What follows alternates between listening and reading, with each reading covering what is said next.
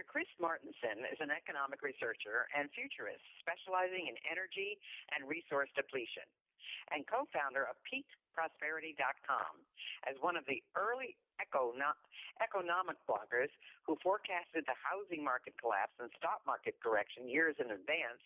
He rose to prominence with the launch of a video seminar, The Crash Course, which has also been published in book form.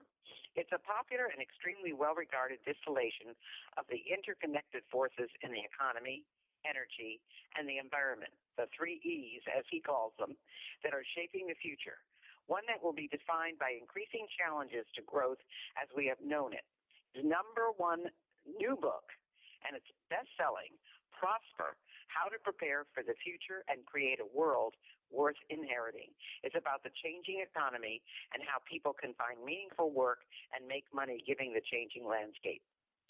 Welcome, Dr. Martenson. Why, thank you. It's a real pleasure to be here with you.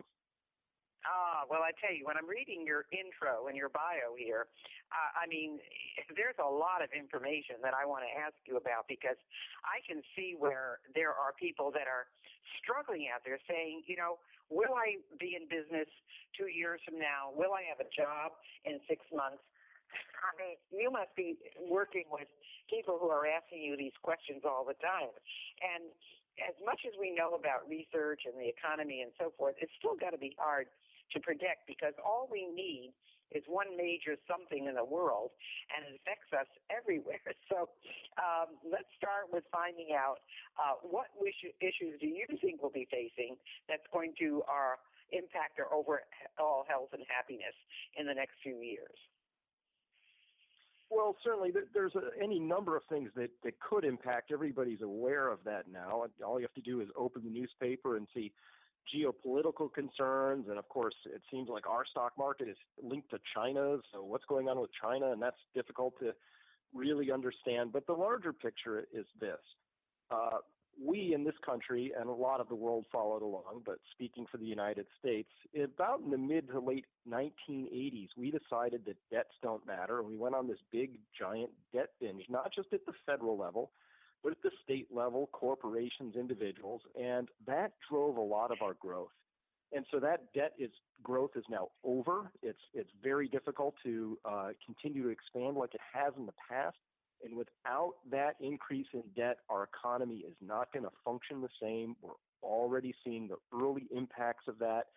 Job growth is anemic. Wage growth is not good. It's harder and harder to get by on one salary because inflation is going faster than most people's income gains. These are all the big trends that I talk about in the Crash Course, and Prosper, the new book, is about how you can begin to react as an individual to make yourself more resilient, given that the future is going to be very different from the past.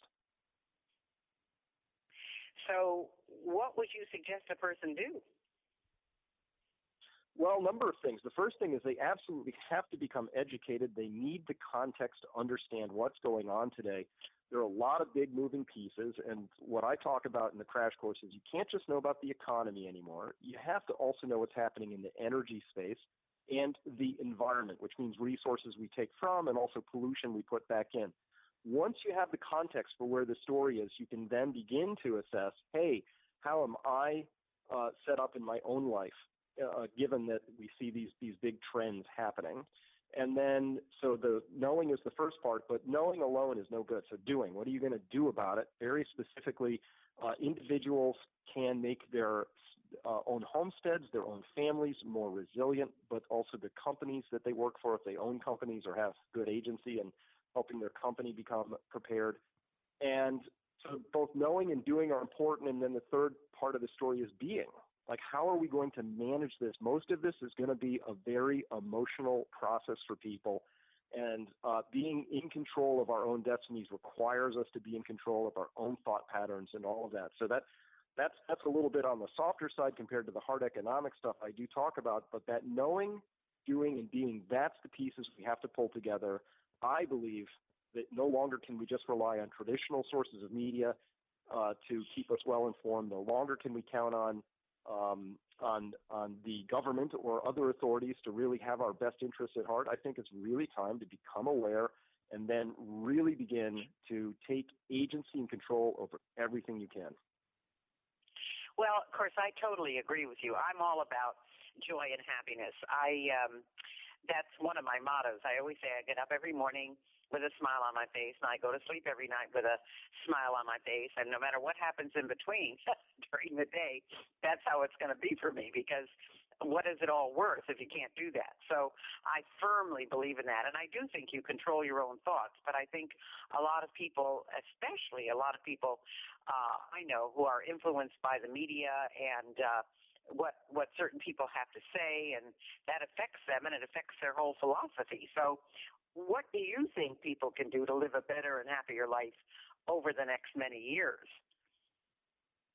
Well, this is where the book Prosper really comes in, because, the crash course was this whole problem definition. And guess what? It doesn't take long to discover we've got a few problems and maybe some predicaments.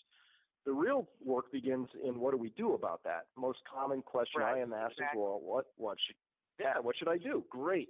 So over the years, held lots of seminars, lots of participants, have a fairly large community online, and we've been sifting and distilling. And it turns out there's no one thing to do.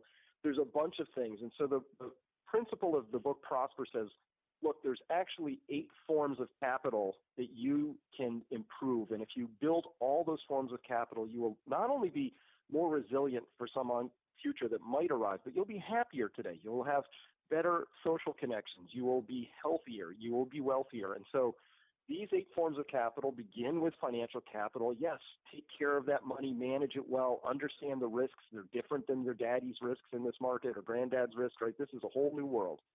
But take the financial capital you've got and dedicate some of that to your living capital, which is your own body and also the world around you. You can build up your social capital, more than just how many people you know, but how well do you know them, and what real trust have you built with the people in your lives.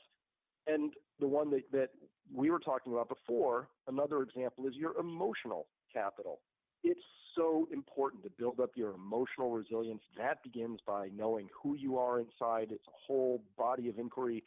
But what we found is that by and large, it's not economic crises that hurt people. It's their response to it. If the economic crisis comes along and you fold up like a cheap tent and you start drinking too much or eating too little or sleeping too much or whatever you're going to do to numb yourself, then it's going to be your response that's going to hurt you the most. So we really talk through that form of capital and a few others, and that's what's really in the book. And I'm a living example that I follow everything that's in there. This isn't some guy writing it and talking about it and not doing it.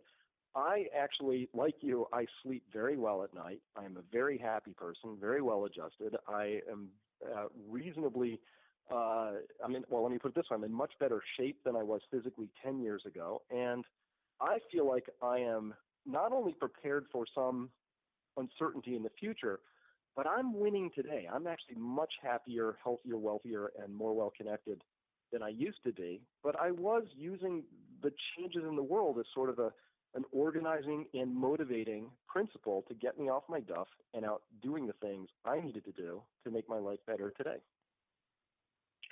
Well, I certainly agree with you, but you're also talking about health, and I know that you were previously a big pharma exec.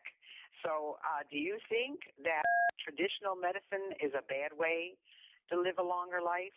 I mean, I've talked to so many people. I'm a 3-time breast cancer survivor, and I talk to so many people who have had cancer and decide to really handle it themselves and go on this macrobiotic diet and go into a lot of different healings of various forms, and all of a sudden there's no cancer. And I'm not sure I believe that, but I'm wondering where you come in on all of that.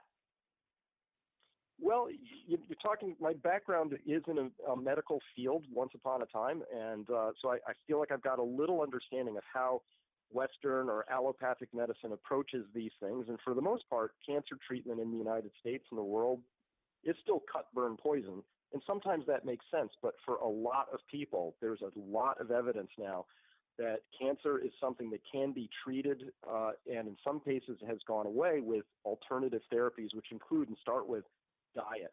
which include and start with supporting the immune system as much as possible. There have been some astonishing either halts or even full regressions using medical cannabis at this point in time. There's a lot of interesting data out there, and there's no one-size-fits-all. If you have cancer, do this.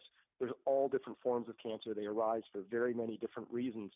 But I think, in my view now, as somebody who came up through Duke Medical School, that was my training, I would not begin, if I was diagnosed with cancer or one of my loved ones, I would not begin with going down the path of starting with a cut, burn, poison. I would try some of these other things first and see how they work. And for some people, they work, some they don't. But there's an astonishing amount we're learning. And of course, with certain cancers, Western science has made some amazing breakthroughs. But mostly, you'll notice, by helping our own immune system target and then find and then destroy that cancer. In the cases of certain melanomas are being treated that way, and lymphomas and things like that. So there's great, exciting advances, but it really begins with if you are healthy and you have a solid functioning immune system, there's a better than even chance that your body is going to be engaged with and be a participant in fighting the cancer that you happen to have. So what are some organic or natural ways that people can extend their life and live more happily? What would you suggest? Oh, nutrition. It really turns out we are what we eat, and so much of our diet now is highly inflammatory, and not meaning that we break out in hives, but it's a low-level inflammation. A lot of people, well, I'll speak for myself, I was being inflamed by the foods I was eating. My path to health and wellness included going to a functional medicine expert, having vial after vial of blood drawn, figuring out where my food sensitivities were, very, very specifically, like a fingerprint for me, removing those foods that were inflaming me. And I went from somebody who had a lot of joint pain, and my story was, oh, Chris, you're just getting old, right? My knees hurt, my elbows hurt, couldn't do push-ups anymore, hated going downstairs because that's something my knees didn't like. Up was fine. And my story was, hey, that's just how things are, a little creaky. Within 6 months of removing these inflammatory foods from my diet, my health returned and my joints stopped hurting like that. And it was amazing. And through that process, I discovered something. A lot of the foods that we feed ourselves in this country might be cheap, but many of them are inflammatory. There's a whole body of work. We're discovering a lot about that. So if I was only going to have one magic bullet I could talk to somebody about regarding health, it would start with, you are what you eat. Be very, very careful about what you put in your body. I have some friends that have had those blood tests done, and they found a lot of interesting data from that and what they can eat, what they can't eat, and it's really helped them control their weight and a lot of other things. And unfortunately, though, that's not something that's covered by insurance, so there are a lot of people who are not able to afford to do all those tests. And so would you suggest a plant-based diet, or can people eat things like meat and, of course, chicken and fish? Well, the simplest diet I could recommend off the top of my head would be just simply meats and vegetables, and, of course, the highest quality ones you could afford at that point in time. I do think that local grass-fed beef, if it's an option, it has a lot less inflammatory things in it than beef that comes from a grain-fed feedlot operation. As well, to the extent that you can just be eating good fresh vegetables, that's a plus. But a lot of the things that are inflammatory turn out to be a lot of the carbohydrates and sugars. If there was one thing I could cut out, it would be sugar. Not just, sugar, white table sugar, but fructose. Those sugars are things that our bodies are really designed to love, and we crave them, and evolution was smart that way because they were hard to find naturally. So when we came across them, boy, we went nuts and ate them, which was fine. But today you can get sugar. It's in everything. It's in everything from tortillas to, the more obvious things like sodas. So if there was one thing I could remove from somebody's diet that would have the most impact, it would be getting that excess sugar out. And, of course, there are many other things people could do, but that would be it. Remove the things that are inflaming you and be replacing them as much as you can afford to, because eating really well is more expensive than eating not well. So to eat really well would mean, yes, organic foods as much as possible. Yeah, and it's unfortunate but true. Well, now, let's go to the other side of the fence. Let's talk about technology. So what common 21st century tech advancements are bad for our